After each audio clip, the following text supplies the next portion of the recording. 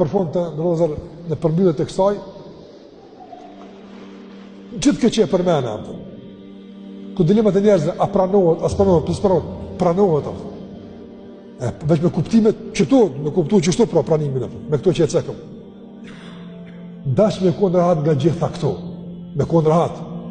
Po këtë shpjegimi ngan, qetësohesh, mjafton, rregull është, po mos me i gjithë mund të lashëve me spjegu, dash me konë rahat. Po të japë një këshill të një njeri shumë meqëm, e devat shumë, e burrit madh. E keni dëgju këtë fjalë, Omeri radhiyallahu ta'ala anhu, e burri madh, çfarë tha? Unë nuk e boj galin e përgjigjes. Këtu vjen hisë mërzitëm.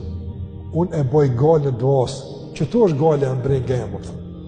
Andaj merrni me dua, merrni me veten e juaj, merrni me punët e juaja, e mos ja bani galën Zotit a përgjigjet ajo nga se ai ka premtuar dhe premtimi i tij është hak. E na nuk dyshoj fare këtë punë. Lej këtë aspekt. Rahaton nga kjo. Prej tash xhiro, ti ke besuar me një Zot që nuk ka sikur se zotat e tjerë. Zoti yt që ke besuar të s'flan, as nuk harran, wa ma kana rabbuka nasiya.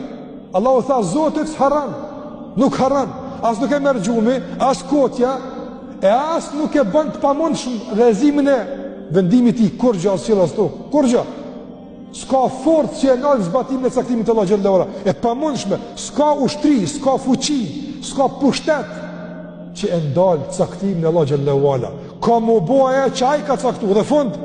Rrihat këtë aspekti, të qetëson besim tek Allahu xhallahu ala. E let shqetëson nëse diçka duhet me të shqetësu, gjendja jote, e duaja jote, e përmbajtja jote, e çtu ti më imet. E li Allahu xhallahu me mendimet e mira që i ki për to, e me besimin e pasër, që të rri, ki me konë rahat gjithmonë ato. Dhe lutë e Allah xhallahu ala të ndrozër, vazhdimisht lutë e Allah xhallahu ala, nga se, mjafton që duaja është ibadet, mjafton.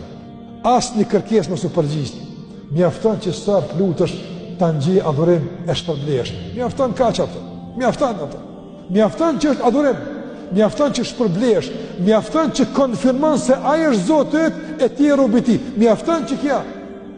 Prandaj mos e ndalni duan, mos u zhgënjeni nga duaja, mos lejoni që shejtani të u ahum këtë armë të fuqishme kundër ti, me lloj-lloj vezvese, e lloj-lloj intrigash, se u përgjigj, jo e na këtë kemi qartë, përgjigjuni shejtanit, përgjigjuni çdo tendencë për vezvese, edhe nefsit e juaj, edhe vetëve të juaj, përgjigjuni me fjalën e këtij burrit madh Omerit.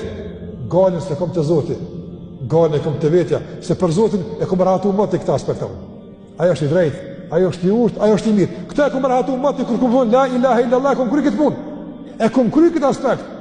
E tash çka më ka met?